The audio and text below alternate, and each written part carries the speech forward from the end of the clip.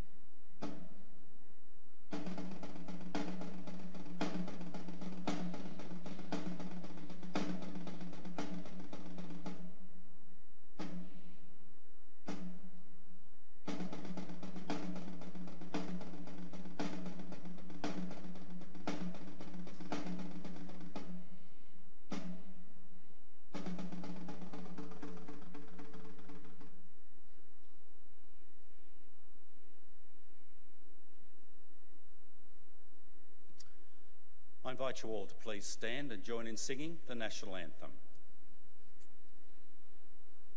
Catapult party, attention! Catapult party, present arms!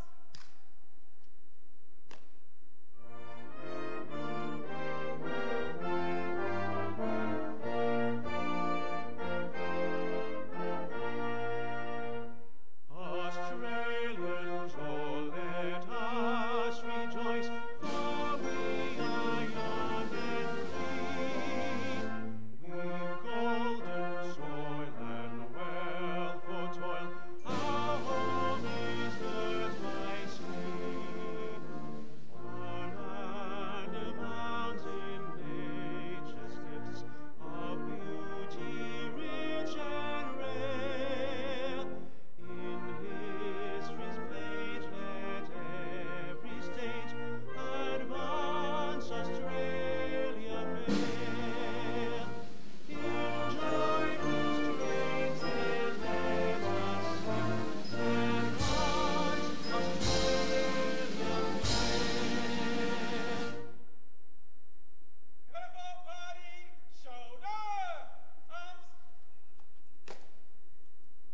Students, you may be seated.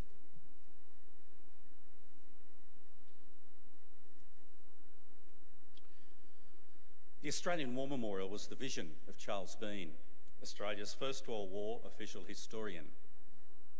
Bean landed with the Australian troops on Gallipoli and stayed with them at the front through to the end of the war. The idea of this national memorial and museum came to him at Pozières, France, in the depths of the bloody fighting of 1916. Bean's idea was that this would be a place where families and friends could mourn loved ones buried in faraway places. It would also be a place that could help all Australians understand what these men and women had endured and what they had done for us. Bean's vision, to which we remain true, is best expressed as inscribed in the entrance to the memorial's galleries. Here is their spirit in the heart of the land they loved, and here we guard the record which they themselves made. Tonight we'll read the story behind just one of those on the Roll of Honour, which lists the names of more than 102,000 men and women who have given their lives for us in war and operations for more than a century. But first we present a lament, Flowers of the Forest. Wreaths and floral tributes will now be laid at the base of the pool of reflection.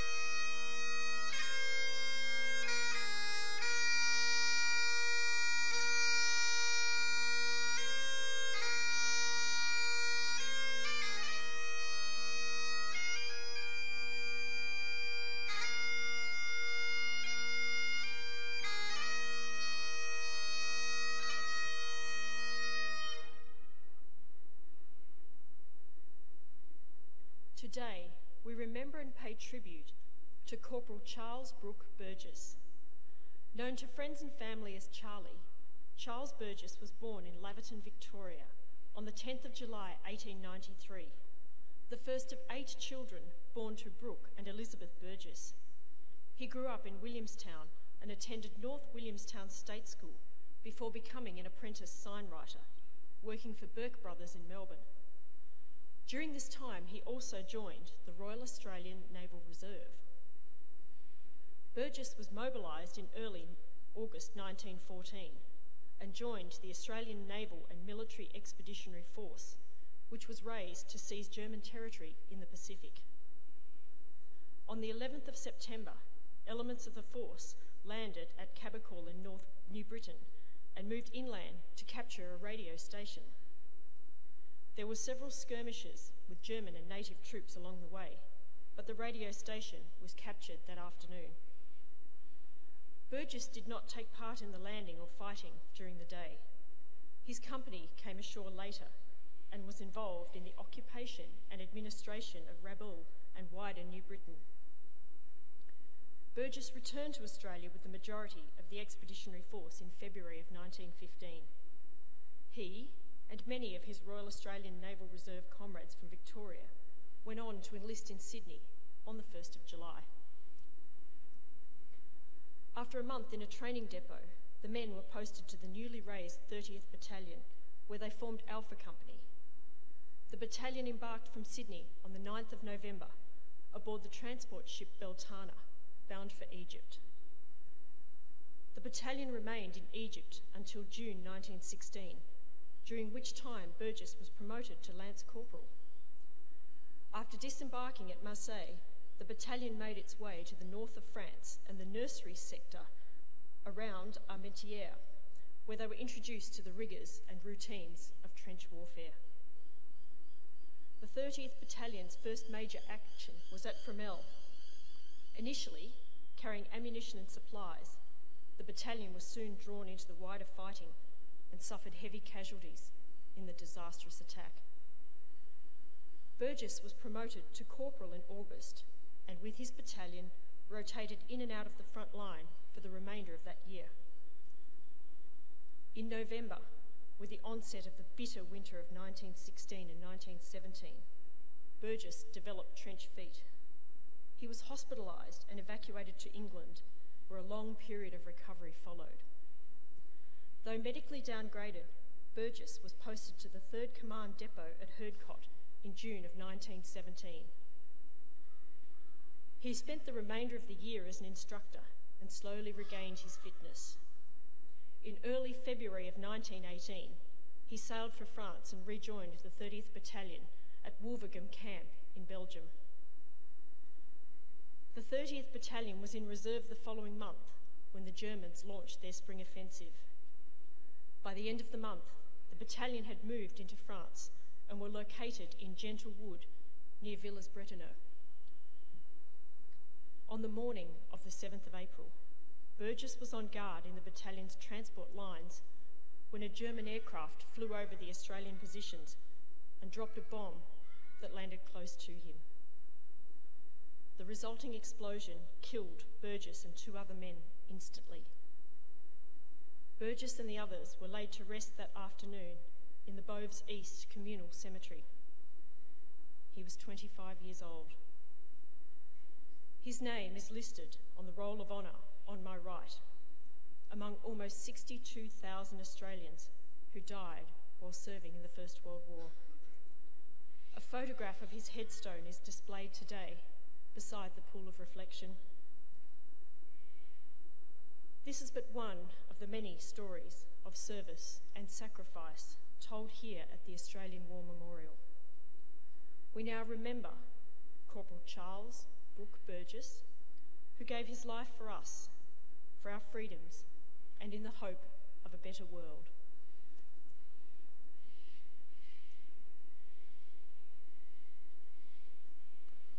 Please stand for the reading of the ode and the sounding of the last post.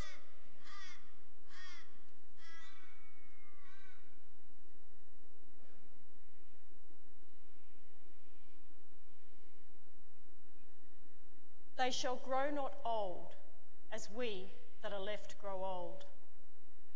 Age shall not weary them, nor the years condemn. At the going down of the sun, and in the morning, we will remember them. We will remember them. NFL party, present arms.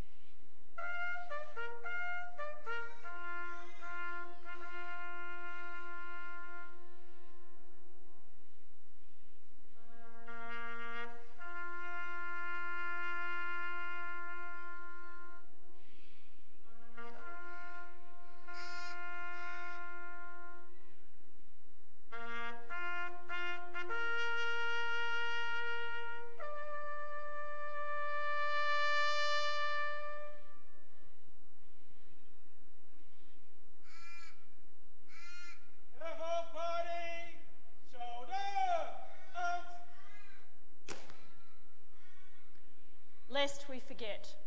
Lest we forget.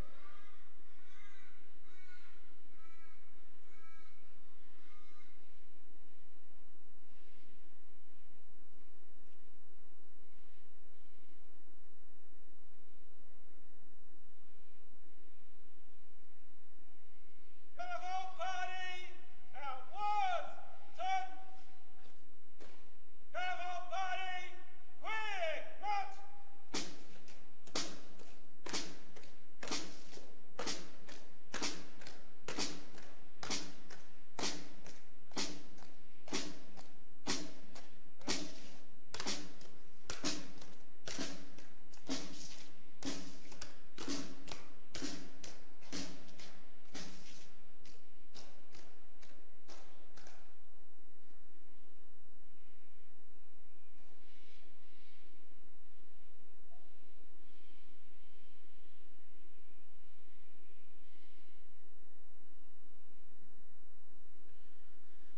We leave you this evening with the words of the memorial's founder, Charles Bean. Many a man lying out there at Poziere or in the low scrub at Gallipoli with his poor, tired senses barely working through the fever of his brain has thought in his last moments, well, it's over. But in Australia, they will be proud of this. Ladies and gentlemen, girls and boys, that concludes this evening's last post ceremony. We thank you for visiting the Australian War Memorial and wish you all a very good evening. Thank you.